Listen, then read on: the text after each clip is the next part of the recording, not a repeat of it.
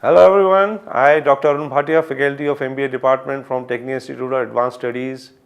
Today I am going to deliver a lecture on the topic Customer Expectations and Perceptions. Before I move on to the topic on expectations and perceptions, I would like to draw a margin line between as to trying to define as to how or in what ways is an expectation different from a perception. Sometimes what we do is we look at things and we form a particular opinion. Sometimes we have already availed the services and then we start forming an opinion. So that's the difference between expectations and perception. Expectations, one is post-sales and one is pre-sales. Now these two things, they take their roles interchangeably. Sometimes what happens is that I go and visit a particular showroom.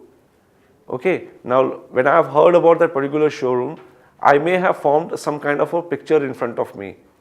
Now that picture will define my expectations that this is what I'm going to get out of that showroom.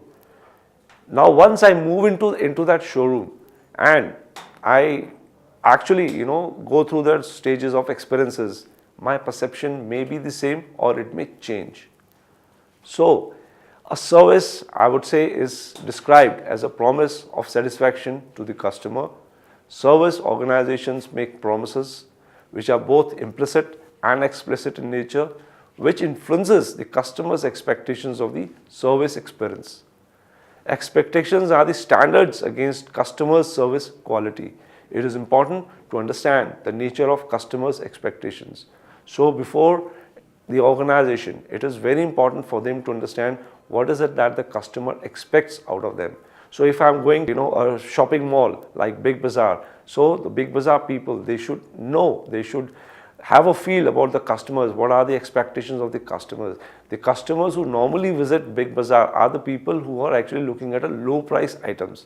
So they need to keep those items which are low in price. High-end product values, if they are not giving any discounts or running with some kind of schemes, a normal person may not like to visit, because that is the kind of a gentry which really attracts these kind of people.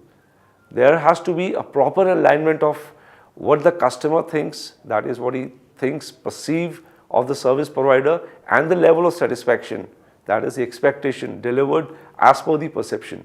Expectation and perception changes their roles interchangeably.